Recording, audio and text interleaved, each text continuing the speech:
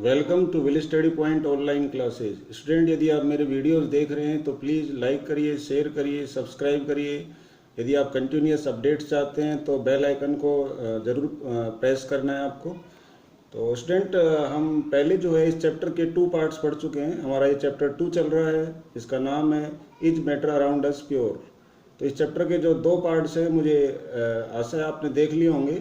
आज हम ये 3rd पार्ट स्टार्ट कर रहे हैं और इसमें मेरा टॉपिक है ब्राउनियन मूवमेंट ऑफ कोलोइड्स।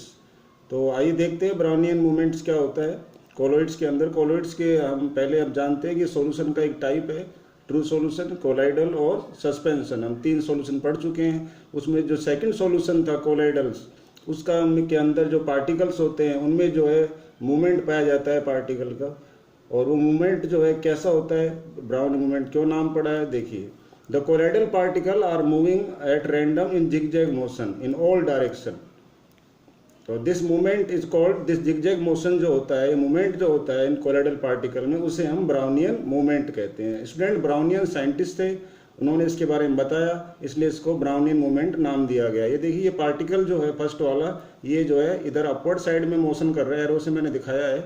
और ये देखिए, ये जो पार्टिकल है, ये सेकंड वाला पार्टिकल, वो इधर साइड मोशन कर रहा है। ये पार्टिकल डाउनवर्ड आ रहा है, ये पार्टिकल जो है इधर लेफ्ट में आ रहा है, ये पार्टिकल डाउनवर्ड जा रहा है। इस तरह से जो है पार्टिकल डिफरेंट डायरेक्शन में मोशन कर रहे हैं, जिगजैग मोशन है। तो इस तरह से जो है कोलाइडल के पार्टिकल का, रिमेंबर, कोलाइडल के पार्टिकल का जिगजैग मोशन जो होता है वो ब्राउनियन मूवमेंट कहलाता है। This movement is cause by the collision of the colloidal particle. ये मूवमेंट क्रिएट क्यों होता है कि कोलाइडल के पार्टिकल जो है क्या करते हैं, एक दूसरे से टक्कर करते हैं, कोलाइड करते हैं। इस कारण से ये मूवमेंट पैदा होता है विद द मोलिक्यूल ऑफ जो है डिस्पर्सन मीडियम, यानी solvent.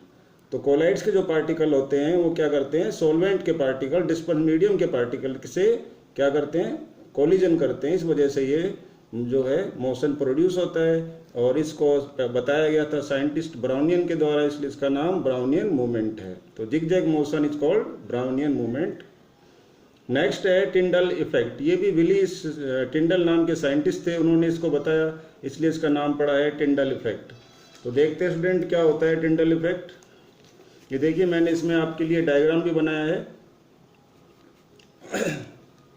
The scattering of light by colloidal particle as a result of which the path of the beam become visible is called Tyndall effect.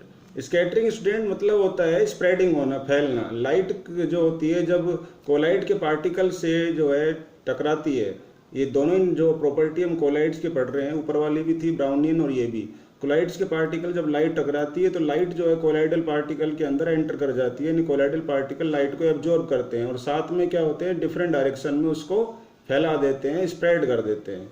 तो scattering मतलब spread करना, फैलाना light का, किसके द्वारा, कोलाइडल पार्टिकल के द्वारा, जिनका साइज हम आपको बता चुके हैं स्टूडेंट कि ट्रू सॉल्यूशन के पार्टिकल के साइज से बड़ा होता है, लेकिन इनका जो साइज है वो सस्पेंशन के साइज से छोटा होता है। As result of which the path of beam become visible. तो कोलाइडल के पार्टिकल से जब लाइट जो है क्या करती है, टकराती है, तो कोलाइडल के पार्टिकल उस लाइट को डिफरेंट डायरेक्शन में फैला देते हैं और उससे कारण से हमें लाइट का जो रास्ता है वो दिखाई देने लग जाता है। ठीक है, तो इस घटना को, जो ये प्रोसेस होता है कोलाइडल पार्टिकल के द्वारा लाइट को विजिबल किया जाता है, तो इस घटना को हम क्या कहते हैं, टिंडल इफेक्ट कहते हैं। It can also be observe when sunlight pass through the dense forest. Student, ऐसी घटना जो है आप वहाँ भी देखते हैं, जब सनलाइट जो है बहुत ही गहरे जंगल में ऊपर से जब पेड़ों में से छन करके नीचे आती है, तो वो भी जो है ऊपर से नीचे आने पर जो है फैल जाती है, स्प्रेड हो जाती है। तो वहाँ पर भी क्या होता है कि जो डस्ट पार्टिकल होते हैं वो कोलाइड का काम करते हैं। हम पहले एग्जाम्पल देख चुके हैं कि जो डस्ट पार्टिकल है स्मोक के अंदर तैरते रहते हैं, वो भी कोलाइडल है। तो कोलाइडल के पार्टिकल वहाँ मौजूद होते हैं, इसलिए सनलाइट वहाँ भी स्प्रेड हो जाती है जंगल के अंदर। तो इन द फॉरेस्ट जो है फॉग होता है, उसमें भी जो है टाइनी ड्रॉपलेट होती है, किसकी, वाटर की। फॉग जो बनता है किससे बनता है, एयर के अंदर वाटर की ड्रॉपलेट होती है। तो विच वर्क है ना, पार्टिकल ऑफ कोलाइड्स, यानी कि जो कि डिस्पर्स हो रहते हैं एयर के अंदर, जो वाटर के पार्टिकल डिस्पर्स रहते हैं वो कोलाइड का काम करते हैं, और जो लाइट होती है वो क्या होती है, स्प्रेड हो जाती है। टिंडल इफेक्ट जो है फॉरेस्ट के अंदर भी दिखाई देता है और टिंडल इफेक्ट जो है कोलाइडल सॉल्यूशन के अंदर भी दिखाई देता है। ये देखिए स्टूडेंट, यहाँ पर एक टॉर्च है, ये शुरू में जो है ये हमने जो यहाँ पर लिया है कॉपर सल्फेट का सॉल्यूशन लिया है, CuSO4 का। तो यहाँ सर जो है आप देख रहे हैं कि ये लाइट की जो बीम है स्कैटरिंग नहीं हो रही है, लेकिन यहाँ पर बहुत ज़्यादा देखिए लाइट जो है फैल गई है, स्कैटर हो गई है। तो बीम ऑफ लाइट बिकम क्या हो रही है, विजिबल इन कोलाइड्स, ये मैंने लिखा है। और ये जो मेरे पास सॉल्यूशन है ये किसका है, कोलाइडल जो है ये किसका है, वाटर एंड मिल्क है इसके अंदर। तो मिल्क हम जहाँ पहले पढ़ चुके हैं कि एक सॉल्यूशन होता है और इसमें लिक्विड के अंदर सॉलिड्स होते हैं। तो ये मिल्क जो है कोलाइड्स का एग्जाम्पल है, इसलिए इसमें से लाइट की स्कैटरिंग होती है, टिंडल इफेक्ट दिखाई देता है। तो ये तो होता है टिंडल इफेक्ट। आगे चलते हैं, difference between colloidal, solution and suspension, इन तीनों में डिफरेंस क्या है वो हम देखेंगे। तो ये देखिए स्टूडेंट, पहले बात करते हैं हम, जो मैं बात करेंगे नेचर के बेसिस पर तीनों में डिफरेंस क्या होता है, सॉल्यूशन, कोलाइडल और सस्पेंशन। सॉल्यूशन मतलब ट्रू सॉल्यूशन, याद रखें सॉल्यूशन को ट्रू सॉल्यूशन भी कहते हैं। तो ट्रू सॉल्यूशन में, कोलाइडल में और सस्पेंशन में डिफरेंस क्या है, टेक्निक है, याद कर लीजिए आप, TCS जो है फर्स्ट पे टी आता है, सेकंड पे C और फिर S।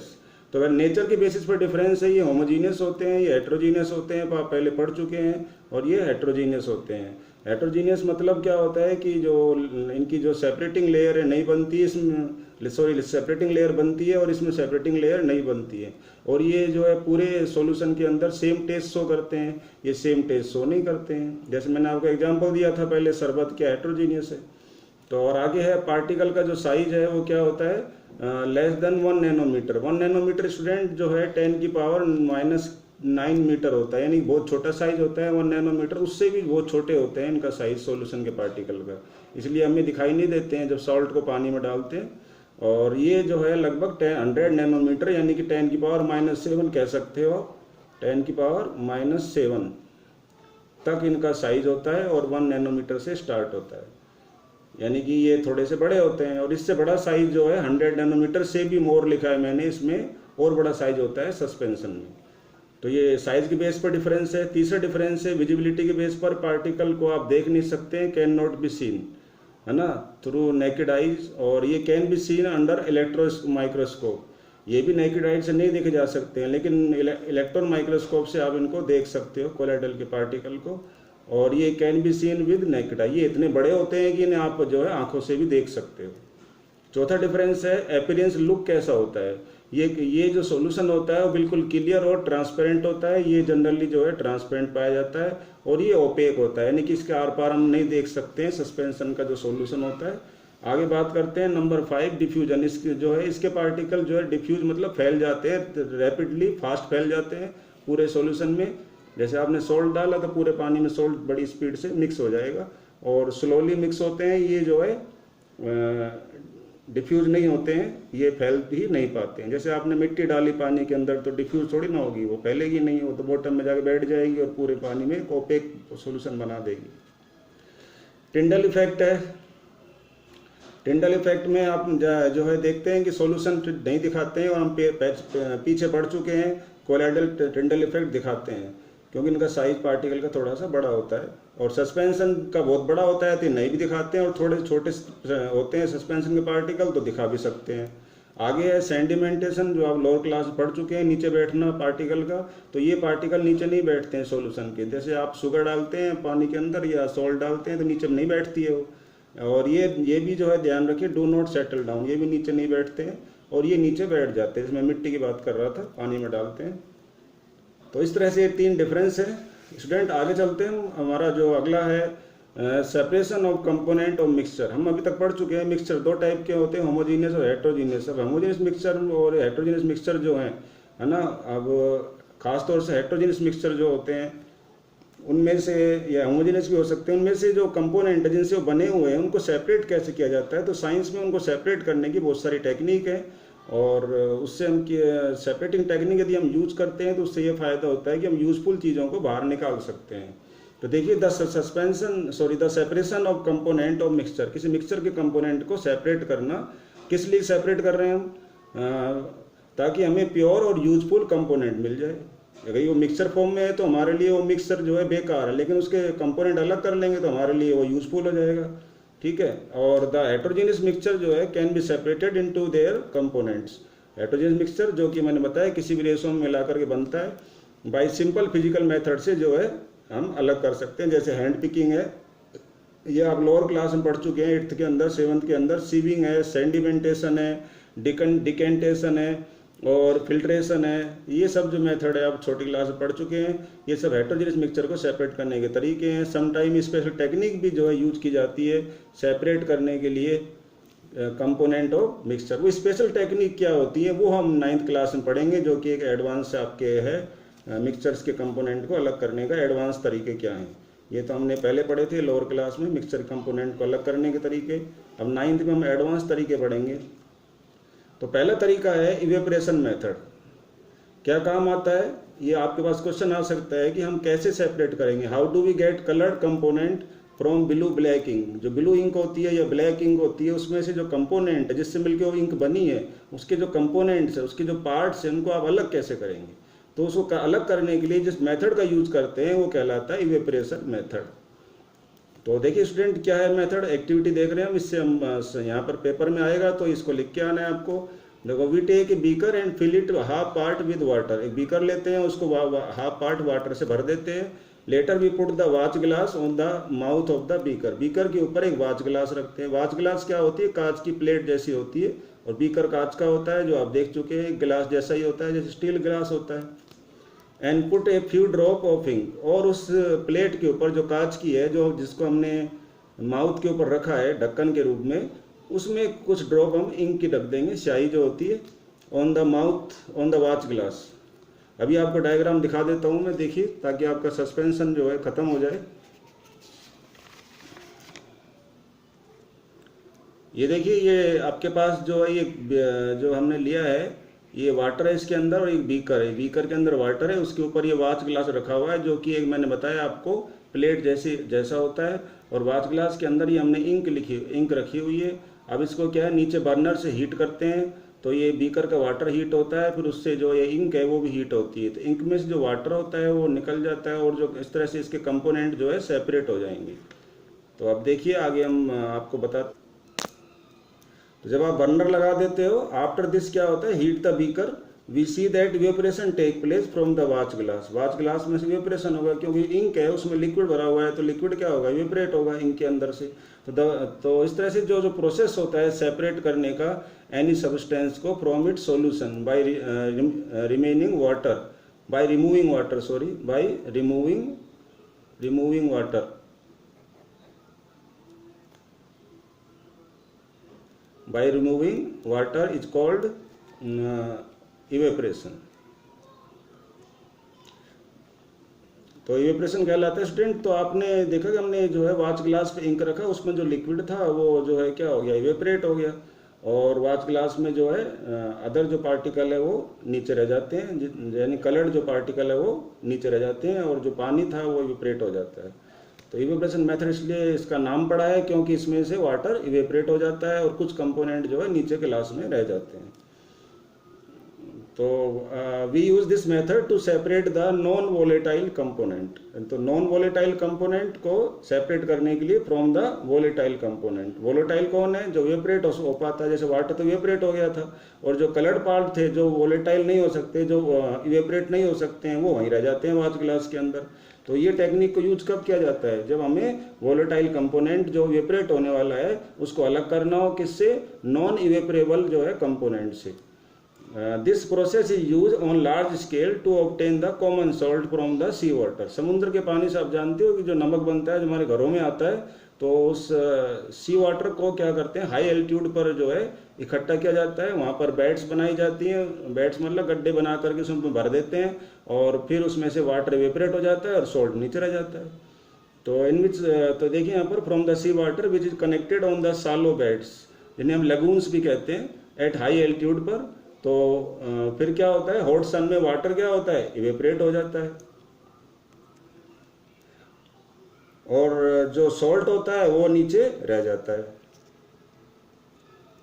नेक्स्ट स्टूडेंट हम पढ़ेंगे वो है हमारा सेंट्रीफ्यूगेशन। ये क्या होता है सेंट्रीफ्यूगेशन, तो इसमें आप क्वेश्चन आ सकता है, how do we separate the cream from milk. Milk में से क्रीम कैसे सेपरेट करते हैं। स्टूडेंट देखें, आप जनरली जो मिल्क मैन होते हैं वो क्या करते हैं कि जब मिल्क लाते हैं तो कुछ मिल्क मैन जो होते हैं, सभी नहीं, कुछ जो होते हैं वो मिल्क में से क्रीम को निकलवा लेते हैं, फिर उसको जो है सस्ते दाम पर जो है मिल्क को बेच देते हैं। आप लोग सोचते हैं कि मिल्क सस्ते दाम पे मिल रहा है, तो उसका रीज़न यही होता है कि उसमें से क्रीम निकली होती है।